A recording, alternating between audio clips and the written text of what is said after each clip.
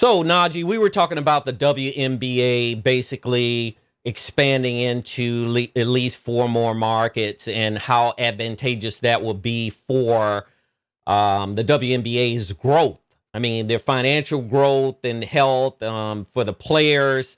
It'll give the players more opportunities and more options to have a bigger selection of franchises that could, that certain players can play for because they do get traded around and they do get drafted and things of that sort. So Boston has been looking at a market, as a market for a WNBA team, and they're still in the hunt for one. They haven't gotten there yet, but they're on their way to being there. And what do you think about Boston having a team to advance into the WNBA? Boston's already great because you talk about just with the NBA alone, they're at least top three when it comes to the franchises in the NBA because we already know the three franchises that everybody talks about is the New York Knicks, Boston Celtics, Los Angeles Lakers. Those are the three top tiers of the Right. league already. So for them to have a female side will be great because now they already have a basketball, audience. So I Hmm. mean, it can't go nowhere, but go up north from there. That's the beauty. That's the beauty about it. By them already having a basketball attendance, a crowd. I mean, that's great. Because if you don't like how the Celtics are going, just go to the female side. If you think they're not gonna be good this year because now Tatum is out, guess what? Now we have a team. I mean, that's, of course, Tatum's gonna be back by that time. But I'm saying, for example, if it was today, it would be Hmm. great. Yeah, I'm still gonna keep a close eye on the WNBA because, I like what they're doing over there. I think they got a pretty good commissioner, and I think that's gonna make a difference for them. As far Hmm. as expansion, because if you got a weak commissioner and it's shown in different leagues that the league is not going to be as strong as it needs to be, I don't think. But if you have a strong commissioner, you're going to have a very good league because the commissioner is kind of like the point person between the ownership and between the unions and the players and stuff like that. So that's going to make a huge difference. All they need is one big, huge, massive TV contract, and boom, they off to the races. I think they get They these out extra there, teams. They gonna be on point. I really do. and then their salaries is gonna go up too because now they're gonna have Oh, the for revenue to sure. actually pay them. Absolutely. Absolutely. So let's move on to the next subject and let's talk a little bit about the NFL, the Pittsburgh Steelers, general manager Omar Khan. It looks as though they signed Omar Khan to another 3-year extension. Now, one thing I do appreciate about the Steelers as an organization and Art Rooney and how he runs that organization, it has not equated Hmm. to a lot of success in the playoffs, but has equated to a lot of success from stability, from the standpoint of stability and continuity. I think Pittsburgh they set a precedence for that in the league. They don't change coaches. They very rarely change general Clearly. managers. I mean, it's like a family organization. Once you get in there, I mean, technically, unless you're doing a really piss poor job, they don't let you go. Mike Tomlin just got re-signed as well. He's got an extension as well, but Pittsburgh is got some issues, and I think more so from the perspective on the players, perspective of them being able to have the right type of players and the right type of spots and positions to set them up for continuation for winning. It looks like TJ Watt is not happy there, man. The all-star linebacker TJ Watt, brother of JJ Watt, the whole Watt Hmm. family, as far as all three of those guys, Derek Watt, JJ, and TJ, all studs, man. I mean, straight studs. You didn't hear a lot about Derek because Derek played fullback. He didn't play defense like JJ and TJ. But TJ be playing out of Yeah. body, man. I would not think Pittsburgh would let him get out of there. I mean, he wants a bigger contract on the next extension, and I know he's probably going to be asking for a massive amount of money. Do you think it's fair for TJ Watt to ask for the maximum amount of money that he can get as an edge rushing linebacker? Yeah, if his stats shows it, of course, because guess what, you're gonna go by what everybody else is getting in that same position, and if you holding up your end of the bargain, why not expect more? Why not expect more? If me and you playing the same position, and we both running back, and if my stats if it's the same as yours or even higher, why would I settle for less? True. Why would I settle for less? Well, Especially when you're a certain age. Basically, so when you're a certain age, you want your money. They re-signed him to a contract. I think his current contract is not anything to sneeze at. I mean, because if you think about it, TJ Watt's current contract, I think he's one of the highest paid linebackers in the league, if not the highest paid. Let me check here. It looked like he signed $112 million contract, which it says here now. And that doesn't sound like a lot of money, but that is a lot of money because, you know, they fronted him with a $35 million signing bonus, which all that money is guaranteed, you know, technically. Guaranteed, yeah. But I think he wants to be placed up at the top, you know, with the Myles Garretts of the league, because Myles Garrett just got a massive contract from Cleveland. Massive, and that's what I was telling you. If you feel like he's just as good as him, why would I settle for less? Especially if it's a huge number. If I'm making 120, he's making 150, 160. Oh no, I want some of that money too.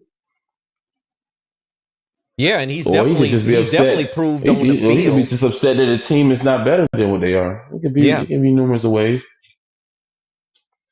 Yeah, I mean, if you look at his ranking on the list of the highest paid linebackers, because he's considered like a hybrid, more of an edge rushing style linebacker. He don't play in that general three.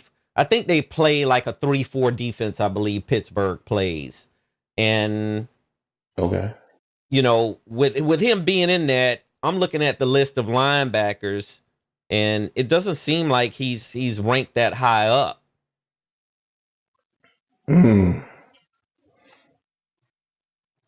Because a lot of teams play a 3-4. So if you got those two edge rushers on the side and you got three in the middle, a 4-3 generally means you got four linebackers standing up into, you know. Yeah. But a 3-4 tends to have less interior rushers in the line, but you got outside rushers coming in from the outside.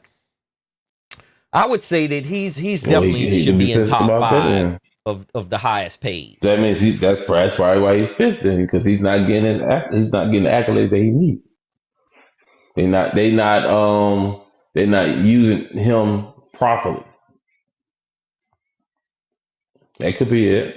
Yeah, you can have all that talent that you're saying. You can have all the talent you're saying, but if they're not using you well, you're not getting your stats, you're not getting your numbers, that'll definitely piss a player off, because now when it comes to another contract or whatever, then you're not going to hit that threshold that what you would like to have. Yeah. And Pittsburgh's got to do a lot of work on offense too, because, you know, I don't know if Aaron Rodgers is the answer for them. We'll find out one way or another when the season starts. But it's definitely not long term. It's definitely not long term. I don't think it's long term either. I really don't, you know, because I mean, Aaron Rodgers is kind of like at the tail end of his career. He's already 41, 42 years old. Yeah. He's at the end. Like, this is it. Yeah, exactly. But Omar Khan, I think, is going to be able to create that continuity and that stability that they need because Pittsburgh, they didn't have to re-sign him. They didn't have to re-sign Tomlin either, but they did both. Because I guess Art Rooney has the confidence that these guys are going to be able to put together a team on the field, which is the final product. Most people don't realize professional sports is a branded product. You put that product on the field. If the product stinks, people are not going to pay to see it. That's just the bottom line. They're going to buy into it. Yeah. Yep. I mean, you'll be, and it all falls down. It's a chain event where if the product is not right on the field, that means the people who are behind the scenes, who are the coaches, who are in management, front office type of people, they're not going to be in positions either to do that. So we'll definitely keep an eye on that. I think Pittsburgh did good by re-signing him for 3 years. Let's move on to Diddy, P. Diddy. I call him P. Diddy, Puff Daddy, Sean Puffy Combs. Looks like he was actually convicted on 2 of the charges that they brought against him, and the other charges were dismissed. The major charges was the trafficking charges. It looks like his son celebrated a little too early. What do you think about that? Because I wouldn't be out in front of a courthouse celebrating any family member or relative and losing composure, letting the world know, look, we just beat this case. But he didn't beat the case because he's got 2 charges on him that they did convict him on that it runs up to 10 years apiece. And the judge wouldn't even grant Diddy bail. Bond. Yeah, it wouldn't grant him bond. So what do you think? You think his son made a massive mistake celebrating and doing push-ups and dancing and stuff out in front of the courthouse? Yeah, it wasn't a great look. But a lot of people, they do stuff for notoriety. They do it for attention, and they don't know how to conduct themselves, man.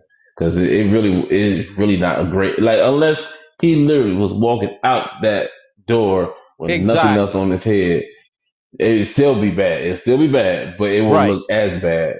Right. But yeah, I mean, because it's like you poking fun at the justice system. You're basically saying the justice system wasn't, you know what, right? And I beat it because I was innocent from the very get-go. But then again, you know, he was found guilty of transportation to engage in prostitution on 2 charges for that. Those are serious charges, man. Those are not charges these are not misdemeanors. These are hardcore felony charges that he's facing in the federal penitentiary. These are federal crimes, you know? And I would just say this to his family. He did beat those most serious trafficking cases, but there is no reason to be celebrating right now because we don't know what this judge is going to do. I'm calculating. Me and Isaiah was talking about it a few days ago, and he made a prediction, and I made a prediction that, you know, if it's 2 10-year sentences, he's going to get somewhere between that time. And they go by months in the federal system. They don't go by years like in the state system does. So if let's just say that he's been convicted on both charges and the judge has the discretion to dole that punishment to him in terms of months, I would suspect he'd get anywhere from 6 to 8 years at least. I don't think he's walking out of there with these 2 charges scot-free. Do you? Nah, it really depends on how the judge is going to put him down. Like if he already don't like him, or he felt like they've been you know, they wasn't taken serious. I mean, because Diddy, of course, looks serious. I mean, you know, his behind is on the line. But when you have your family, then you have when it comes to social media. Now it make you look worse. Now let's say, for example, they want to give him like 2 years each, just throwing a number out there. And then he's showing his behind off outside the court like that. Then they gonna be like, bro, like they showed y'all up, and you still gave him the bare minimum. So now he might want to prove a point and be like, okay, we're not gonna give you the top dog ones but we still gonna give you like 7 years each. 14 years, and the man's already almost 60. I mean, come on, nah. You gonna tell me this man gonna get out after 70 years old? Nah, bro, nah. I don't think they're gonna dole that amount of time. You need to be but you need to be as humble as possible, man. You gotta be humble. I mean, just look how Diddy looked now, man. Because I didn't even know Diddy was that great. He looked old and gray. He looked old and gray. Some well-kept stuff going on, but I didn't think he was that great. That man, he looked like Claude from he grayed out from Life. Claude Banks. He looked like Claude Banks from Life. He's old and gray, and if he gets put away for an adequate amount of time, he gonna be super gray, because you just get grayer as you get older, Mm-hmm. and you can't There's no alleviate that Beijing, unless you dye your man or hair. nothing enough. You think they'll let him dye his hair in prison? Nah, if that's the case, he would have been there. That. Yep. Because he's like I said, he's been well kept. Because he's done videos that he said he spends like $5,000 or $10,000 a haircut or something like that. I forgot the exact That's number, crazy. but I know That it was is in the crazy. thousands per haircut. Like he would fly out his barber wherever he at to get a haircut. He won't That just go is into a crazy. local barber or anything because he got that much money. He have that. Just what I told you. When you have that much money, you just do stupid, silly stuff or whatever. Like Yeah. why? You know, as a man. After 3-4 days, that haircut is already vanished. You don't look top sharp no more after that. That is gone. You don't have that fresh to death look no more at all. Sure. So you mean to tell me you're gonna spend that much money on something that's not going to even last 3 days past the weekend? 3-4 days after the Well, weekend, it's the same done with women already. getting their hair done, though, right? It's the same thing. No. Well, to me, when it's girls the same get plaits thing. or whatever. Huh? No, when girls get plaits and Well, get they braids, get the braids and the plaits. it lasts for weeks. Yeah. It lasts for weeks, bro. Which means, Yeah. But now, when if they they get get their a wig and all that blowout, stuff, it lasts longer than 3 days. Exactly, that's what you mean. But if they get a It lasts general way more than 3 blowout, it days. looks like within like under a week or right up on a week. A lot of times their hair go right back unless it's braided or unless it's plaited. If it's plaited or braided, it stays. And they also a long have time. certain creams and gels and stuff to touch it up so it can, look good again.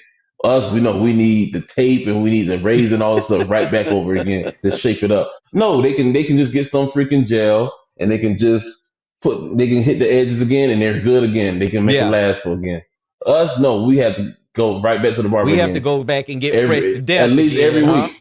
At least every week. Yeah. So you mean to tell me you're gonna give a man $5 to 10 grand every haircut? You mean to tell me you're gonna get this man like 40 grand in a month? Well, he was a multi-billionaire. I mean, the guy was worth billions. Yeah. You can blow through But I'm that saying kind you of got that much money to do whatever you want to do. for the next, umpteen million years, right? Anytime you want to. Yeah, man. Yeah, that's interesting. If that's the case, I need to go to the barber school. If I can make that much money. Listen, Diddy's been in there since last September. He's been locked up since last September. You know what would be a shame to me? And it's not a shame so much. It's already been 10 months? Yeah. They locked him up and they wouldn't give him bail. He had the money to put up the bail. He had a house he could put up for bail. But the system just wasn't trying to feel him to let him back out onto the streets to prepare for these trials or whatever. It would be pretty devastating to him not to come back home. I mean, not to go home, because if you're locked up and initially they lock you up, the system generally grants you bail unless you're flight risk. I mean, if you're flight risk or whatever other variables that they calculate into a court that you're going to be a danger to society while you're out and you're free, that's when they keep you locked up. I think it's been very unfair for them to keep him locked up as opposed to other people that has been, accused of crimes and they still walking around on the streets waiting on a trial, or they went through the trial, beat the trial, or they, whatever the case may be. I thought he was dealt a really poor hand by the system, the justice system. We have a justice system. It's not perfect, and I don't criticize it, or at least I don't try to criticize it as much. But I have a problem with the consistency of the justice system in this country, because there's an inconsistency in a lot of areas that they need to work on trying to fix. Now, I don't think he raped anybody. He beat those trafficking charges. A lot of it was, people basically, he didn't force people to do anything that they didn't want to do, at least from my understanding. Freaky just like him. Yeah. That's it. They just freaky just like him. Yeah. So it was consensual in a lot of ways. He just had the most money of it. Yeah, but you got this man locked up still from 10 months. And he may not go home. I don't see him going home. To be honest with you, with this judge, the way this judge is operating, he ain't going home. He ain't going home for the next several years at least. I don't think he's going to go home. Now, we'll see, and we'll see how these charges fall. The two that did stick to him, and we'll go from there. And I want to get Isaiah's take on it when he rejoins the show, because I think he knows a lot of intricacies to this case that I don't know, and I want to get his, get his side of the story, So let's move on to this Lakers DeAndre Ayton. Did I pronounce his name right? DeAndre Ayton? Ayton. Okay, Ayton. DeAndre Ayton. I apologize, DeAndre, if I pronounced your name wrong. Want to make sure I get your name right. Looks like he's re-signing with the Lakers. He played for the Lakers once before. You think this is a good signing to bring him back in for the team? Well, they cried. They say they need a big man. We're gonna see if he's still hungry, because he was at his height when it was Chris Paul and Devin Booker. He hasn't been anything since that championship run that they that 1 year that they went to the championship. He was ineffective in that championship against Milwaukee, correct? It's Giannis. Yeah, Giannis ate him up. He didn't stand a chance going up against Giannis in the middle, Yeah. I mean, it didn't. And then guess what? They wanted to put him 1-on-1. That's when Giannis hit 50 points on him in Game 6. Yep. So I mean, but that is a better center right now when it comes to you got Hayes, and I don't know if they still got that dude Lynn. That's a better chance, that's a better shot right now when it comes to centers. He actually can shoot the ball pretty decent mid range. He's a very fair free thrower. He can rebound, but the thing is, let's see how he plays with Luka and LeBron, because I think LeBron can be the toughest player to play with. He can make you look good because his personal system is great when players buy into it and they actually succeed in it. But the thing is, it's also tough to play with him, especially if you're your own guy. Good thing Ayton is not his own guy. If you're your own guy, he's one of the toughest players to play with, because when LeBron has the ball, Luka doesn't really get off like that. But when Luka has the ball, he gets off and he does whatever he wants to, and LeBron has to kind of buy in. When you had LeBron and Westbrook, it was hard for Westbrook, because Westbrook is what? His own guy. He has to have the ball in his hand. Melo he created his own shot, but he was also a great mid ranger and et cetera. So he did pretty well. But the thing is, when you play with LeBron, he had Kyle Korver. Kyle Korver was one of the best 3-pointers in the league. But just the aura to play with him and the expectations, you can fold. You can fold. We can see how he plays with LeBron, and then him playing for the Lakers, because the Lakers have his own pressure and expectations already. But then to play with LeBron too is a whole different era, because one thing you gonna always hear, LeBron is never gonna supposed to be the fault guy. Somebody has to take the fault. So let's say, for example, Luka get his numbers, Austin Reeves get his numbers, LeBron get his numbers, and then Ayton has 4 points and 6 rebounds. Bro, you are 7 foot. What you doing with 6 rebounds? So now they're gonna be like, you know what? He didn't rebound more. He wasn't aggressive more. Somebody's gonna have to be the fault guy. He might be the new fault guy. That's true. That is so true. We'll find out one way or another. And since the Lakers, I think they got some work to do, because the Western Conference is so competitive, man. It's just, you got Golden State always in the hunt. You're going to have Denver still in the hunt. Denver's not going to wane too much, I don't think. Then Houston you still have the champ, Oklahoma City, and Houston is on the come up. I mean, and I can go on and on and on about the Western Conferences. They're not bulging. Period. And then you forgot about the Timberwolves. And the Minnesota Timberwolves with Ant-Man. Yes, sir.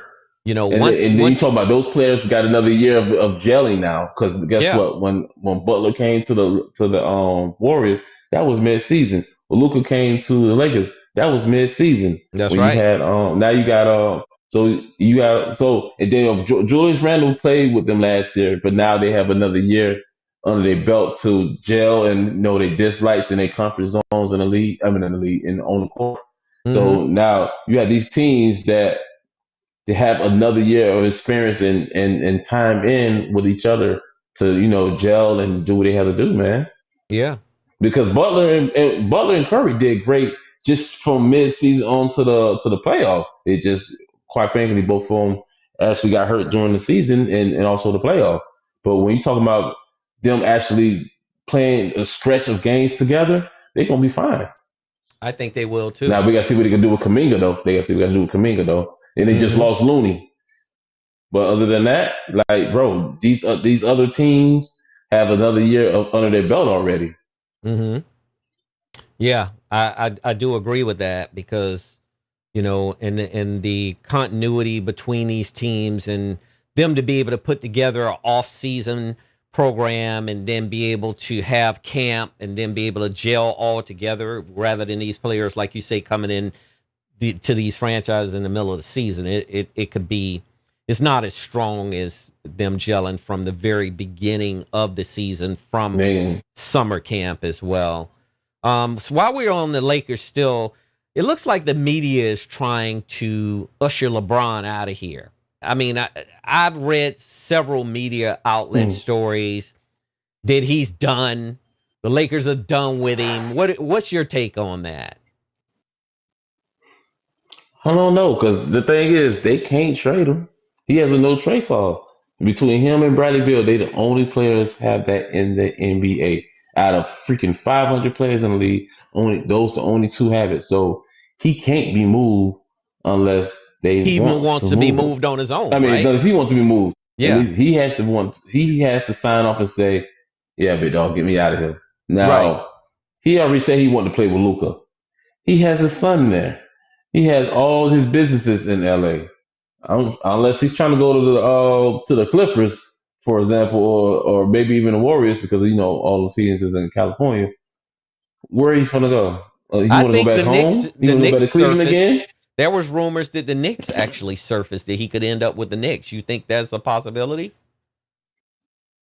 I don't know, because I don't even know if they have a salary cap for that. And if they do, who they want to get rid of? You don't want to get rid of Cat. You don't want to get rid of Miles Bridges. You don't want to get rid of Bronson. Not for no 41-year-old player. LeBron turns 41 in December.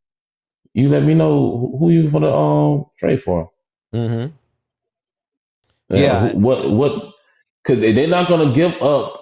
They're not going to give up LeBron for nothing, even though he's going on 41. They're going to want picks, and Draft they're going to picks. want. They want younger talent. He's the oldest player in the league. You want to trade any young pieces especially we just talked about the East already. You already talked about the East that this is a great window for them to win. Why would they trade any of their great players for a 41-year-old player? Mm-hmm. Yeah. That will. I mean, That's a very you good will point. definitely have to win. If you do not win, you look stupid, bro. You will have to win. You can't get eliminated in no round, and you can't lose the finals. You have to win. If you give up a 26, 27-year-old player for 41, you know how crazy that looks? That look real crazy. That looks All very right, that's what I'm crazy. trying to tell you. Because at least with that 27-year-old, if you don't want to keep him, at least you can trade him for something else. But you will still have him for at least 7, 8 years minimum. Minimum, if you want to keep him, you can keep him for 7, 8 years minimum. LeBron don't have another freaking 4, 5 years. He has one more year, maybe two. The way how his IQ of the game is and his style of play. Other than that, he already gave you hints that is really, really, really here when it comes to retiring. He said his wife Savannah James want him to finally hang it up, because I'm like, bro, you already, when you are, especially when it comes to basketball, you dedicate your life to the His whole sport. life. He's missing a lot of recitals for his daughter. He's missed all high school of Bronny. He done missed all high school of Bryce, because Bryce is just graduated. So you already miss a big chunk of your life already when it comes to your family. Now, both Savannah is 38, so she's going on 40 also. Mm-hmm. And I mean, bro, like how much more of your life you're gonna miss? Just like when Kobe was getting those back to back injuries late in his career, that kind of humbled him because he's seen that all the players he played with not only retired, but they also had their name in the rafters already. Now you mean it then now his daughters was growing up and just his family lives is passing him by as he's dedicating his whole life to the sport. Right. He retired in April of 2016. He passed away in 2020. He really didn't even get to really enjoy his retirement. Yep, it's true. And then when he tried to give his time to his daughter, his life was cut short. So he didn't spend no time with his family. He spent it with fans and the sport. Yep. So his fans got to see him his fans got to see him way more than his family did on a regular basis. Sure. And that happens a lot in sports, period, anyway, whether it's high school, well, technically professional sports and then college, but mainly sports, professional, you know? Mm-hmm. Anytime you got professional they play year round. That's not including camp. That's not including preseason. And then just like LeBron, just this past season, he went from going to the playoffs to USA. To USA had about a couple of weeks off to a month, maybe. I don't even think it was a month. Right back into camp again, and then preseason, and then the season over again. So, what time he spent with Savannah or his daughter? Not a lot. None. He spent not a lot at all. Not even Bryce. He spent it with him and Bronny. I'm pretty sure it was different for him to spend that much time with Bronny because now he got to see Bronny the entire year. Right. With home, camp, and then when he saw him every day going to work. That was probably the most. That's the most time he ever spent with Bronny in his life. Yeah. Well said. I mean, he's got to make a decision one way or another, and it's good that he's got that no trade clause because if it was up to the media, they would have been done ushered him out of here anyway, probably before even this year. Because it's a lot of haters out there that don't like LeBron, and that tends to happen. I mean, you know, the more successful you become, a lot of times in life, you're gonna get haters. Nobody hates people are just gonna dislike you because they gonna think you're too arrogant or whatever, you know. But the man is excellent at what he does, no matter what he does in his businesses, in his branding of basketball, when he plays basketball. I mean, his ability to be able to stay in tip-top condition. A lot of people despise that kind of thing. They don't like the fact that, you know, a person can actually keep it together as long as LeBron has kept it together and not ran into any problems, because most people expect you to run into some type of problem at some point. Some type of problem. Somewhere, some way. Even, you know, because if you think about it. Just think of your top 5 players ever. When Magic got his situation and, you know, he caught the disease. You had Kobe with his situation. You got Jordan gambling, drinking, and all that stuff. Charles Barkley was allegedly accused of gambling. He was doing a lot of stuff. Yeah. And then he also didn't care what he said out of his mouth. Look at Shaq. Shaq had his allegations when it comes to him, his fidelity, and then of course fighting like crazy on the court sometimes. Like, bro, you had a lot of players that had a lot of stuff underneath their belt with stuff. But LeBron, only thing that they could teach him is just his lying, because he does. I ain't gonna lie. I catch him on a lot of lies. I catch him on a lot of lies. I was like, bro, you capping, man. You say LeBron tells some lies, but other than that, with the law or anything else in that formality, he stays out of that. So between him, Savannah, and his team that, you know, helps him, you know, stay in a straight path, they're doing a great job with that. Because that's, just think about it, he's playing a lot of years. He's tied right now the most, and when he plays when he dribble the ball next season, he's tied for the most seasons played by any player in the NBA. So right there alone, where you playing that many seasons with that many different type of era of basketball, that Absolutely. just the time difference of everything has changed All the within coaches that and all time. the I players that mean, he's all the played coaches with. and everything, Yeah. the teams and everything. You mean to tell me you stay in a flawless state like that, which is crazy. Like right It, now, just by system alone, when we talking about game system, because they got folders with them. We at PlayStation 5. When he was just starting the league, if we was in the PlayStation 2 series. mm-hmm. That we didn't have those. He had when he went to a WWF matchup, he had a flip phone in his hand. He had a flip phone in his hand. We talking about sidekicks, Blackberries, iPhones, all that stuff has gone through since then. That's True. a whole different type of era. Yeah, Shaq and Kobe was on the same team when he got drafted, bro. he survived the test of time, boy. I can tell you that. That's for sure. It's a lot of stuff have changed since then. Yep. Yep. So it looks like I just saw the breaking news. It looks like Tyrese Halliburton is going to miss the entire season next year, just like you predicted. I mean, We know that. Yeah, we know that already. yeah. Because it was the last. He couldn't go no further in the season. He got hurt. What game? Game 7 of the NBA Finals. There's no game after that. He's Mm-hmm. gonna miss the entire season. Yeah. And The the only person NBA that has I a can see long that can season. probably come next season that got hurt is maybe Kyrie Irving, because he got hurt like February or whatever. But Mm-hmm. so even with a year, he still comes back in like All-Star weekend type era. But he got hurt in June, so he's missing the entire season. He's not playing. And if he does force anything, that can re-injure anything, and I won't want that for him, because if he does that, he's definitely going to be a shell of himself after that. Because that means his leg is going to be he's going to be dragging that leg. Yeah. So guess Yeah. what? Go ahead and Just you're take the going to get paid time and go regardless. ahead and recoup You fully you're going to get and hurt. get back You're healthy going to get paid 100%, regardless. right? It's not like you're getting paid per minute that you put in. So yeah, go ahead and put the time in and get ready for the season after next, because you missing next season for sure. Absolutely. Absolutely.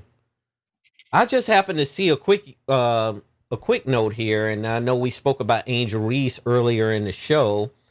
It looks like she says the WNBA officiating has to be fixed. Is that a good statement to say after a basketball game? Well, she gonna be just like the players in the NBA. They gonna get fined, and she don't make nowhere near what they make, not contract wise. Because I mean, you can't critique them, because a ref will tell you that off rip, and I know this person. Even in football, there's a penalty every play. It's Yes. whether the ref sees it or the ref calls it. The game will never be over.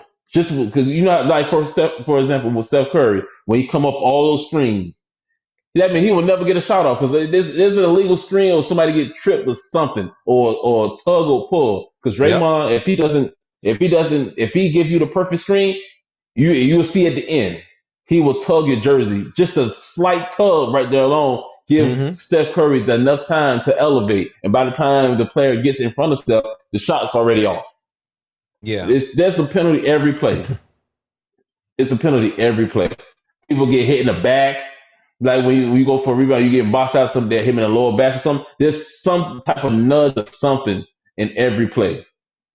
It's just what it is, man.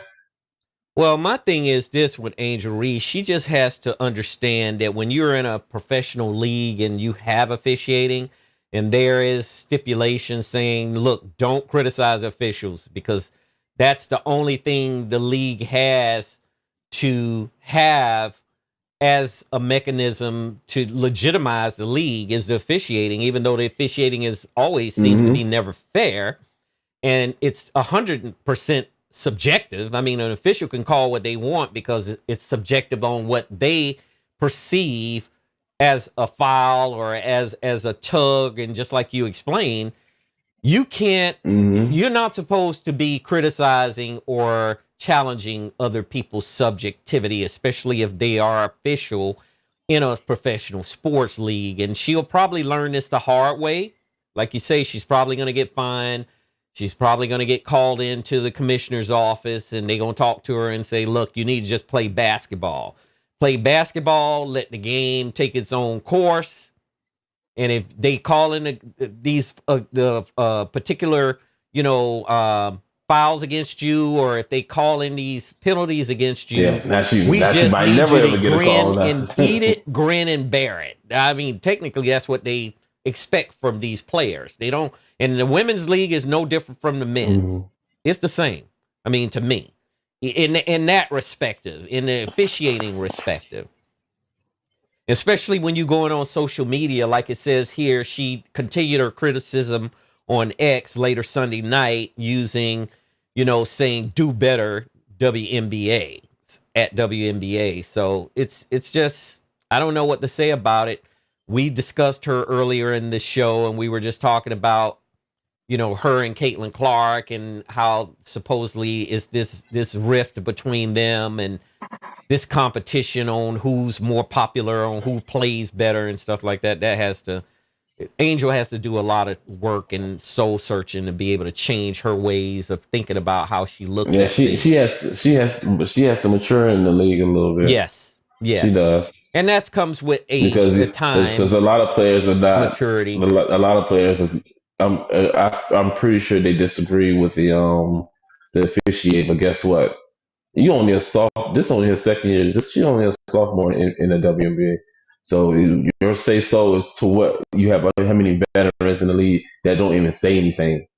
Like they say something on the court because, of course, they just the heat of the game, the moment, whatever. But when it comes to any sport with numerous of players, the pace it's always something, bro. The most minimized missed calls or whatever you're probably gonna get is like tennis, golf, or whatever. Something that's really one or two players. Yeah, and you can't really. It's hard for you to really miss it. I mean, you're not gonna get a flagrant foul in freaking tennis. Like, that's right. It's one ball, two rackets, boom, boom, boom. You really gonna ever miss a call when it's a fault or whatever? You're not gonna. It's hard to miss that. But when you're talking about a high speed game of football or basketball, when you have minimum 10 players on the court, and you got that mean if you got 10 players, that means what it is. That's 20 hands. And then freaking you have 20 legs. So guess what? Somebody can get tripped, a pull, a tug, or whatever. You're gonna miss a tug. If everybody, like if somebody driving to the hoop, you're gonna miss somebody probably get tripped at the 3-point line because everybody, including the audience, are focused on where the ball going, especially if it's right in front of the hoop. We're not gonna miss somebody who just got the 3-point line. Even the cameraman, so he misses stuff like that. The camera is glued in on there certain will be things, missed calls. Yeah, it's that's what it is. It's reality. There will be missed calls. If somebody's laying the ball up, I'm not focused on the 3-point line no more. The 3-point line is dead. Yeah. For example, when Tyrese got hurt, fell down. I honestly thought he slipped. But guess what? The cameraman ran down to the other side of the court and they were getting an easy layup, right? Mm-hmm. And then we didn't focus on Tyrese Halliburton until after they inbound the ball again and they focused right back down to Tyrese Halliburton on the ground, crying and saying that he tore his Achilles. Yep, I remember that play too. Yeah, unfortunately, I remember that play. Yeah, but Angel, we'll definitely continue covering the WNBA with that and going from that point on. Last but not least topic: the Miami Dolphins made a trade the other day. Jalen Ramsey, John Smith, tight end, ended up going to Pittsburgh for Minkah Fitzpatrick coming back to the Dolphins. Now, I'm going to get Isaiah's take on this when he rejoins us on the show, but I want your take now. Who ended up winning this battle in this trade? Who ended up winning this trade, if there was any winner at all? Because to me, there was no winner. But tell me who you think ended up with the better hand with this trade of Jalen Ramsey and John Smith ended up going to the Pittsburgh Steelers for free safety Minkah Fitzpatrick. Don't say that. You want to make me laugh, man. It's the Steelers, man. The Steelers won that, man. Because the player they ended up getting, they already claimed they already had, and he was younger. And then from what I was told, and especially just look at the numbers, his numbers wasn't even good. It's right now it's not as good as it was a couple of years he had. So now the person that you just got, that you already had, is lesser than what he was before. So you tell me, how are you not the loser of a trade? Unless you just want to free up money, because teams do that. They free up contracts and free up money so they look more into the future more than to right now. That Mm-hmm. could be that type of move. But other than that, nah, the Steelers won that, man, because the Steelers, they need pieces that to connect. And right now, they're, whether they want to say it or not, they're in the rebuilding stage.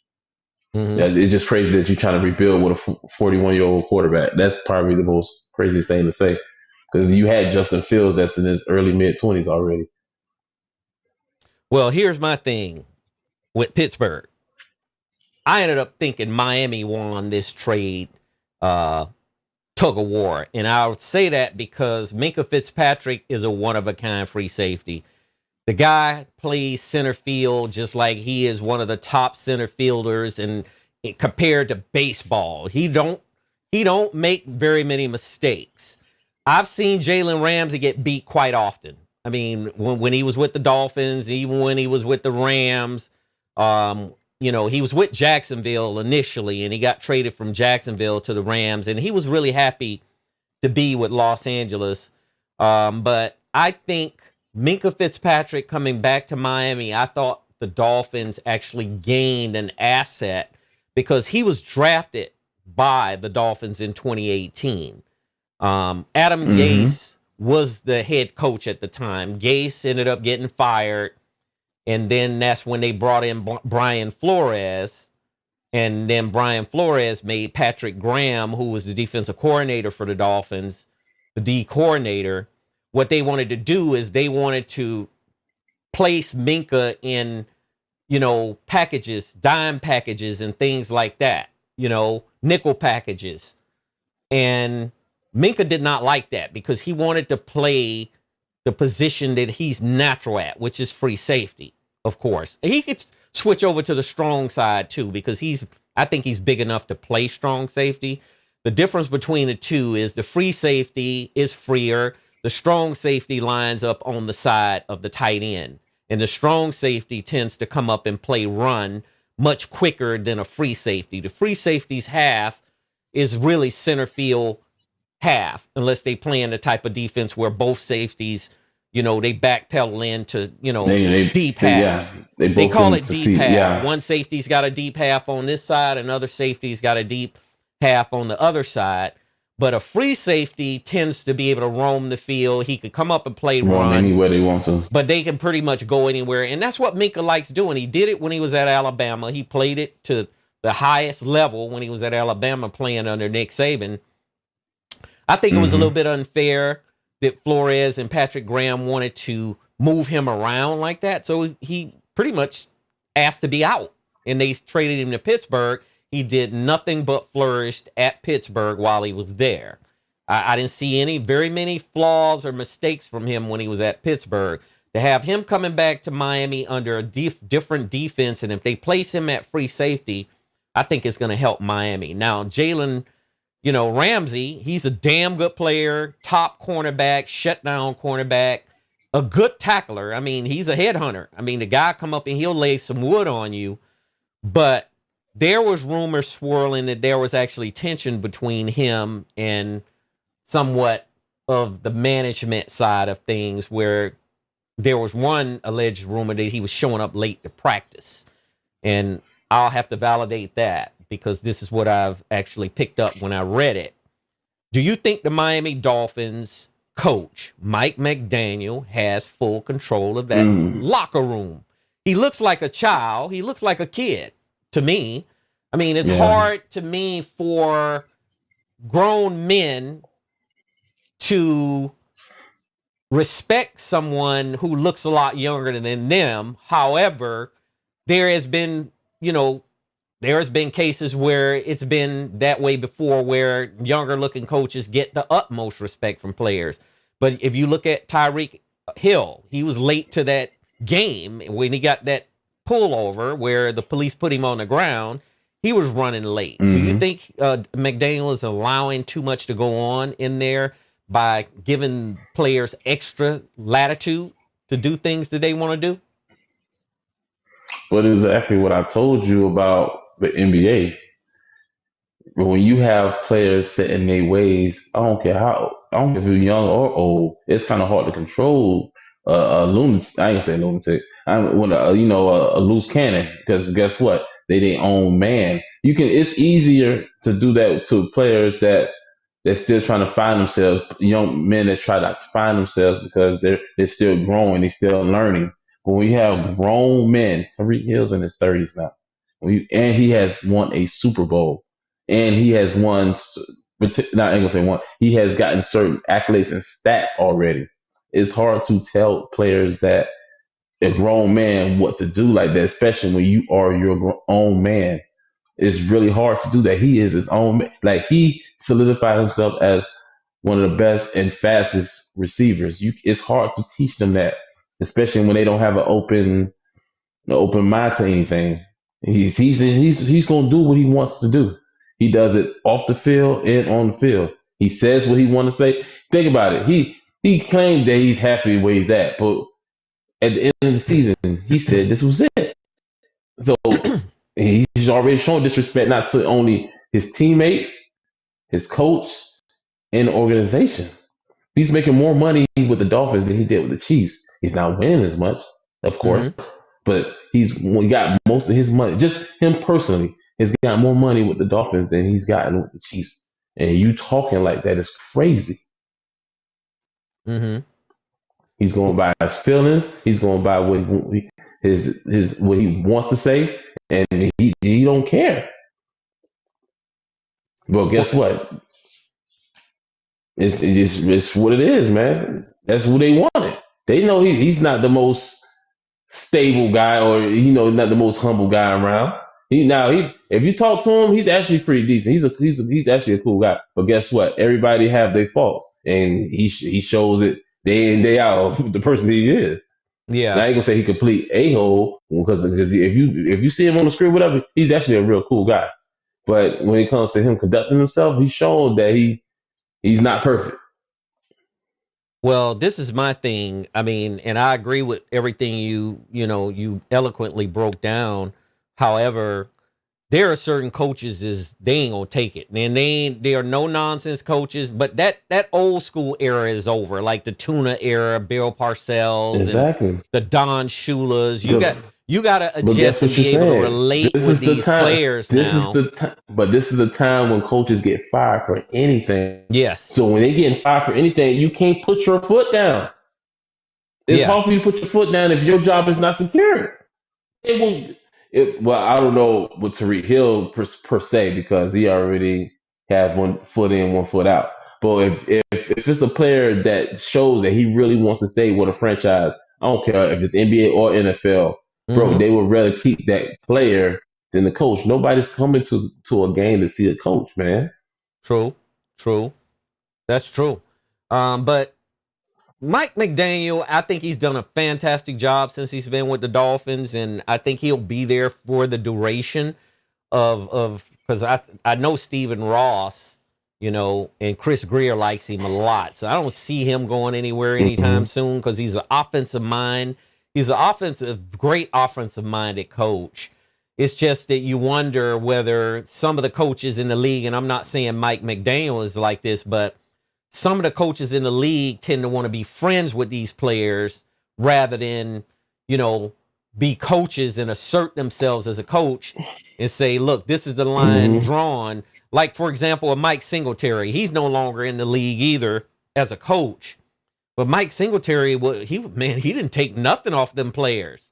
I remember that incident with Vernon Davis where, Vernon Davis did something on the field, and he came off the field and he refused to go to the locker room. And, Singletary walked over to him and said, go into the locker room. You're done. You're done.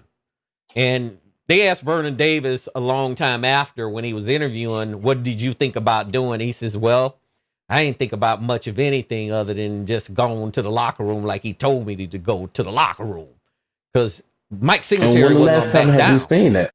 Yeah. And when last time have you seen that? I haven't seen it in a while. I haven't seen it in the NFL nor the NBA in quite some time, But And once if you want job again, security, what they trying to do? They try to buddy with him, so be like, man, get rid of me, man. We friends. yeah, So tell me, your best job security is to win and be their friend.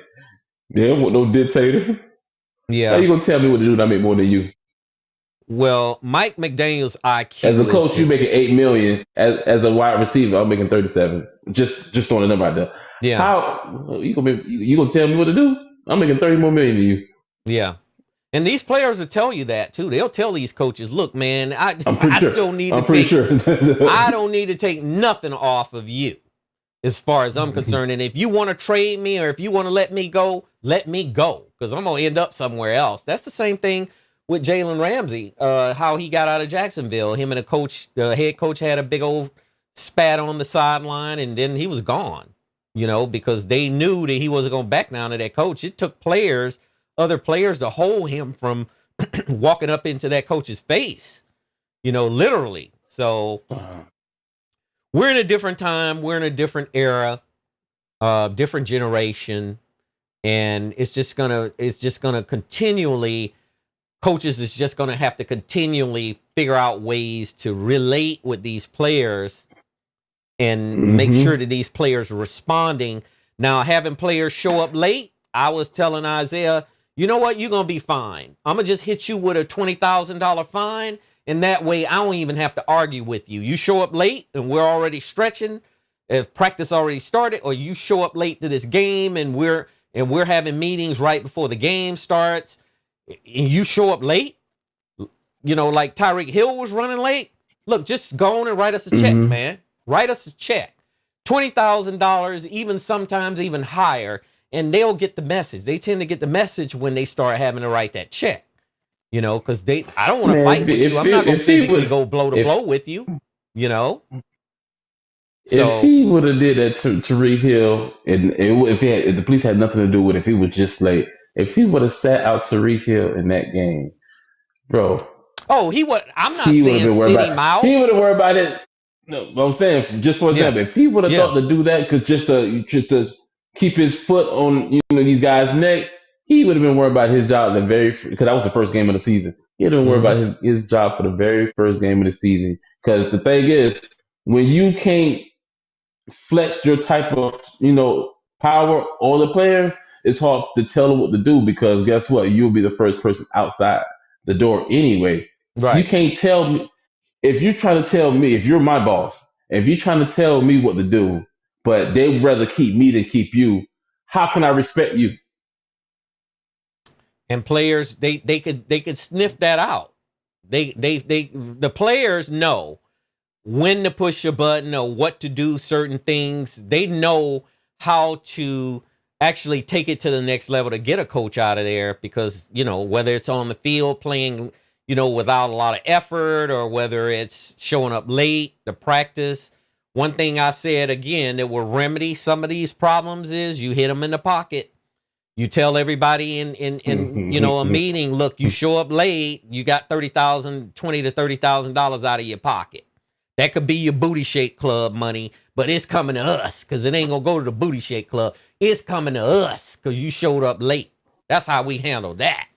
And you get to handling them like that, and the owner blesses that, you good. Because that's what got Brian Flores technically out of there, was Tua. His not really kind of wanting to draft Tua, and then he wasn't really confident that Tua could, play at the highest level at the position, which Tua has proven him wrong to a certain extent, other than these injuries, these concussions that Tua has taken.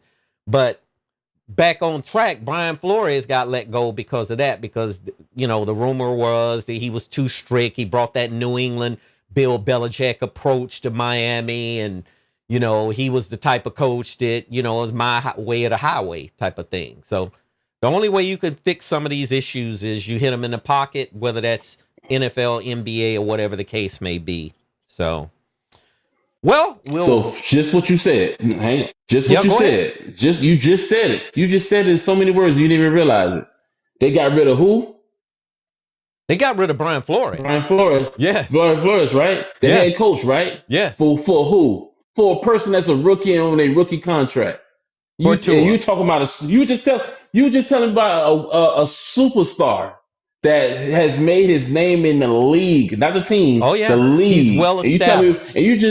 and you're telling me about a rookie. That's you telling me that's a person with potential, not a person that hasn't established anything. And they Correct. got rid of your head coach, and they just got rid of the head coach for a rookie with It sums up potential. For everything you just potential. said. Yeah. But once again, you can do little things as a coach, like I said, with these fines and stuff like that, which they ain't gonna get rid of the coach because of a fine. If I fine you and say, look, just open your checkbook up and write Yeah, the check. but you just pissed that player off. The Well, player that probably wants you out of there now because you just took money from me. The money well, that could have the been organization, my this yeah, that could have been my that could have been my child's Disney World money, just for example. right. That could have been their money, but you just took it for them because you trying to flex your muscles at me. You just pissed me off now. Now I want you out of there. Yeah, well, it All depends right, on the organization and the then. circumstance, but you are right. I mean, it depends on the organization and the circumstance. Let me give you an example of what I'm talking about. Kyle Shanahan for the San Francisco 49ers. Don't nobody cross him on that hmm team. Don't nobody cross Kyle Shanahan on that team, you know, because They one of probably the allow things him with about that Kyle power. Shanahan, he's a lot like his father, Mike Shanahan used to be. He'll hmm get you out of there. Him and John Lynch, who's the general manager, who's the owner, is tight with John hmm Lynch and Kyle Shanahan. The owner gonna back them too. He ain't gonna back no player. I mean, come on. So Okay, it's a that's what I'm different telling you. organization for He's allowed to circumstances. do it. Yeah. He was allowed to do it. Right. That's what Right. I'm saying. Right. Brian Flores was not. No. The guy you mentioned was allowed to do that. So guess what? Now I can influence stuff. I can actually, be a man about the job. I don't have to kiss up to a player because he wants to do what he want to do, and I can't say nothing about it. Mm-hmm. They back him up. It's easier to do stuff when you are backed up to be able to do it, and they tell you to, or versus telling you otherwise. Right. There was some other variables and factors that Brian Flores, him and I don't even know if him and Chris Greer actually saw eye to eye on a lot of different things, because once he brought his coaching style, which to me, one of the best defensive coordinators currently in the league right now, I think he should be a head coach again, without a doubt. Somebody should hire Brian Flores, because he's got that pedigree in him. But there was some other variables, not just Tua, that led to him getting up out of there. So it starts to stack up over time. When you have those variables, like, for example, if you're not as sociable and you don't go play golf with certain people, or it's just a whole bunch of different things that they can kind of compile together to say, this might not be the person that we want here. And then the Tua incident could have been, the end of the rope factor to get him up out of there, because it's always like a pattern of other behavior or things that happen. Because one thing I can tell you is nobody's going to ever be Bill Belichick again in the league. I think Kyle No, that's Shanahan is dead. close. That's dead. Yeah, but that's dead. My way or the highway. Bill Belichick was the Mm. GM, and he shuffled in players, shuffled out players. He did what he wanted to do. Bob Kraft gave him, all the latitude in the world to make that team into a dynasty, championship dynasty, the way he did it. But them days are over. You know what I mean? Yeah, So I agree. anyhow, man, we had a really nice show, Najee. I really appreciate you. Man, this conversation, it goes leap years ahead of what we're talking about with the rawest sports content that we bring to viewers. And our viewers, we don't went over 1,000 subscribers, and I'm so elated about the whole thing. We're doing something we love. We love what we're doing, and we hope, and we're seeing that subscribers like what we're bringing to them. So we're just going to keep this thing going. We miss Isaiah. Isaiah, we'll be looking for you to be back. We're going to be Yes. going over my wide receivers list. I got an A+ list. So only thing I expect on this wide receivers list from you and Najee is an A+. Not an A, but an A+. So we'll find that out one way or another. You know what I mean? You don't expect nothing but perfection. I got Perfection. And I'm gonna you. have all of the details to back it up. You, the viewer, please subscribe. Continue to subscribe. We really appreciate your viewership. Hit that like button because this algorithm is really going out of the roof for us. We're putting out more shorts. We're putting out more videos. I'm scheduling in to put out at least 4 days out of the week of shorts and videos coming out to you. Watch our long form videos because if you see our short, that short leads into a longer form video where you can hear the entire conversation. I think you'll get more out of that than just, a 1 or 2 word, sound bite that we have a lot on this show. And, I want to send a shout out to my boy Shay over at, Nightcap, him and Ocho. And, we just going to keep doing what we doing over here. So can you close us out, Najee, and let us know what you got, baby? All right, peace and blessings. Love God because He definitely gonna love you. Anybody that that enjoyed their weekend for the 4th of July, unlike me, that I had to go to work, but I hope everybody enjoyed their time with their friends and family. And because family is the most important thing in this world, man. And trust me, I'm very family oriented because I care everything about my family. Like when I take time from work, I don't take time from work for nothing else outside of my birthday, that's the only thing out of 12 months I take it for myself. It's my birthday. But anytime I put in time from work, it's for my family. If it's not for my niece, my mother, or my father, that's the only time I'm putting time in for. So that's the only thing that I love deeply in this world is between my family and then of course my girlfriend Rakia. But other than that, like I'm sorely into my family. That's why I care about anything more in this world.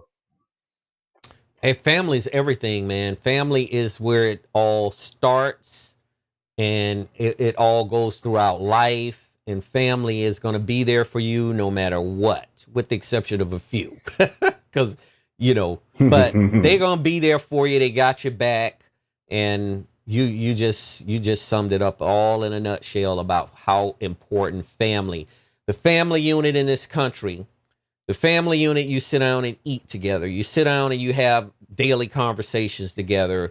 Those are really important things that this country needs to get back to, where you got a household where, both parents are in a household if possible, and you have the kids and, that development from both sides of having that balance from having a father's and a mother's side of things that balances out very well. So anyway, we'll close everything out. Thank you for joining the DC Stewart Show Podcast. I'm your host, Derek Stewart, along with my kinfolk, Najee. We'll do this thing again soon. Take care of yourself first before you take care of anybody else.